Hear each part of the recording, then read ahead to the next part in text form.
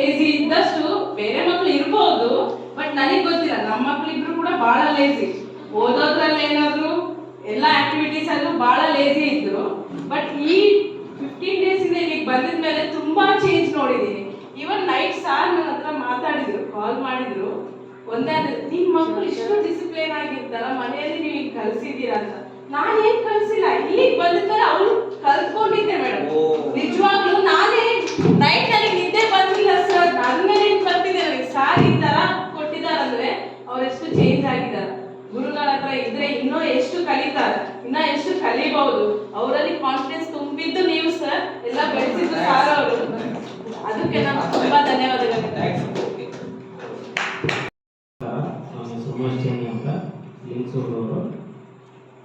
ನಮ್ಮ ಹುಡುಗ ಸ್ವಲ್ಪ ಓದೋದಾಗೇನು ಹಿಂದಿದ್ದ, ಈಗ ಸ್ವಲ್ಪ ಆಕ್ಟಿವ್ ಆಗ್ಯಾನ. ಸ್ವಲ್ಪ ಎಲ್ಲದ್ರಾಗೂ ಮುಂದೆ ಒಂದು ಪರೀಕ್ಷೆ ಇರುವಾಗೂ ಕಾನ್ಫಿಡೆಂಟ್ ಆಗಿ ಒಂದು ಬೆಳವಣಿಗೆ ವೃತ್ತಿಯಲ್ಲಿ ಚೇಂಜ್ ಆಗ್ಯದ. ನಾವು ಭರವಸೆ ಅದ್ರ ಮೇಲೆ. ಆಮೇಲೆ ಮಾತಾಡೋದು ಹೇಗೆ ಸರ್? ಸ್ವಲ್ಪ ಮಾತಾಡ್ಬೇಕಾದ್ರೆ ಈಜಿ ಆಗ್ತಾ ಇತ್ತ, ಇವಾಗ ನೋಡಿದ್ರೆ ಹೆಂಗ ಸ್ವಲ್ಪ ಗಳಿಗೆ ಮಾತಾಡೋದು, ಇನ್ವಾಲ್ವ್ಮೆಂಟ್ ಆಗೋದು, ಸ್ಮೈಲಿಂಗ್ ಫೇಸ್ ಇದೆ, ಮಾತಾಡ್ತಾನ. ಆಮೇಲೆ ಈಗ ತಿಳ್ಕೊಳ್ಳುವಂತ ಶಕ್ತಿ ಬರುತ್ತೆ ಅಂತ ನನಗೆ ಅನಿಸ್ತದೆ. 100% ಅಷ್ಟು ತುಂಬಿದೆ. ನಾನು ಹೇಳ್ಕಾರಲ್ಲ ಬೇಡ ಹೇಳೋದು, ಅಷ್ಟು ತುಂಬಿಟ್ಟಿದೆ ಮಕ್ಕಳಿಗೆ. ನೆಕ್ಸ್ಟ್ ಶಾರದಾ ಮೇಡಮ್ ಅವರು ಗುರುಗಳು ಹೆಂಗಂದ್ರೆ ಒಂದು ಕಲ್ಲನ್ನ ಸಿಲೆಯಾಗಿ ಮಾಡ್ತಾರಲ್ಲ, ಮತ್ತೆ ಕಟ್ಟಿಗೆಟ್ಟರಿಗೆ ತ್ರಾಸ, ಕಡದರಿಗೆ ತ್ರಾಸ ಇರುತ್ತೆ, ಅವಳಿಗೆ ಏನು ಗೊತ್ತಾಗಲ್ಲ. ಆಮೇಲೆ ಅದು ಒಳ ಕಡದವರಿಗೆ ಗೊತ್ತಾಗ ಪರಿಶ್ರಮ. ಸುಮ್ಮನೆ ತಗೊಂಡು ಹೊಸ ಮನೆಗೆ ಪೂಜೆ ಮಾಡೋದು ಗೊತ್ತಾಗಲ್ಲ. ದುಡ್ಡು ಯಾರನ್ನ ಕೊಡ್ತಾವು, ಕೊಡೋ ದುಡ್ಡು ನಿಮ್ಮ ಹತ್ರ ಒಂದನೇ ಇರ್ಬೋದು, ಎರಡನೇ ಇರ್ಬೋದು. ಬಟ್ ನೀವು ಕೊಟ್ಟದ್ದು ವಿದ್ಯೆ ಏನೈತಲ್ಲ ಸರ್, ಯಾವತ್ತೂ ಕೂಡ ಅದು ಮರಿಲಾರಂತ ವಿದ್ಯೆ. ಆಮೇಲೆ ಹೇಳುವಾಗೆ ಕಲ್ಲು ಕಡದಾಗಿ ತ್ರಾಸ ಗೊತ್ತು, ಕಷ್ಟದಾಗಿ ಗೊತ್ತು, ಬದಲಿಗೆ ಏನು ಗೊತ್ತಾಗಲ್ಲ. ನೋಡೋರಿಗೆ ಈಗ ದೊಡ್ಡ ಬಾಣ ಅಂತ ಅನ್ಸಲ್ಲ, ಬಟ್ ಅದು ಕಡದಾಗಿ ಗೊತ್ತಿದ್ರು ಸಿಲೆ ಏನಾಯ್ತು, ಹೆಂಗ್ ಕಡದ್ರಿ, ನಮ್ಮ ಪರಿಶ್ರಮ ಎಷ್ಟೈತೆ ಅನ್ನೋದು ಅವ್ರಿಗೆ ಮತ್ತು ಇಬ್ಬರಿಗೆ ಗುರು ಮತ್ತು ಶಿಷ್ಯರಿಗೆ ಮಾತ್ರ ಗೊತ್ತಾಗಬೇಕು. ಇನ್ನೊಬ್ರಿಗೆ ಏನಿಲ್ಲ ಪರಿಶ್ರಮ ಗೊತ್ತಾಗಲ್ಲ.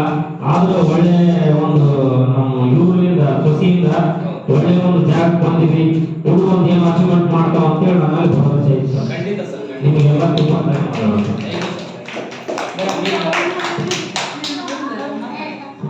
ಶಾರದಾ ಮೇಡಮ್ 2 ನಿಮಿಷ ಒಂದು. ಎಲ್ರಿಗೂ ನಮಸ್ಕಾರ. ನನ್ನ ಹೆಸರು ಶಾರದಾ ಉಮೇಶ್ ಚೆನ್ನಿ ಅಂತ. ಇಲ್ಲಿ Trinetra foundation and BVR kids campus ಅಲ್ಲಿ ನಮ್ಮ ಮಗ ಮೆಮೊರಿ ಮತ್ತು ಗ್ರಂಥಾಲಯ ಕ್ಲಾಸ್ ಅಟೆಂಡ್ ಮಾಡ್ತಾ ಇದ್ದಾನೆ. ಫಸ್ಟ್ ಇವನ್ನ ಬರ್ಬೇಕು ಅಂತ ಅನ್ಕೊಂಡಾಗ ಇವನ್ ಮುಖದಲ್ಲಿ ಸ್ವಲ್ಪ ಕಳೆ ಇದ್ದಿದ್ದಿಲ್ಲ, ಕಲಿಬೇಕು ಅನ್ನೋ ಉತ್ಸಾಹ ಇದ್ದಿಲ್ಲ. ಅದು ಬರ್ಬೇಕಾದ್ರೆ ಹಿಂದಿನ ದಿವಸ ನನ್ನ ಕೂಡ ಮಾತಾಡಿ, ನಾನು ಹೋಗಕ್ಕೆ ಇಷ್ಟ ಇಲ್ಲ ಮಮ್ಮಿ, ನಾನು ನಿನ್ನ ಒತ್ತಾಯಕ್ಕೆ ಹೋಗಕತ್ತೀನಿ ಅಂತ ಹೇಳಿ ಬಂದಾನಂತ. ಆದ್ರೆ ಹೋಗ್ಬೇಕಾದ್ರೆ ಲಾಸ್ಟ್ ಟೈಮ್ ಬಂದಾಗ ಸ್ವಲ್ಪ ಈಗ ಆದ್ರೆ ಇವತ್ತು ಮಾತ್ರ ನನ್ನ ಭಾರಿ ಚಂದ ವೆಲ್ಕಮ್ ಮಾಡ್ಕೊಂಡ ನಕ್ಕಂತ.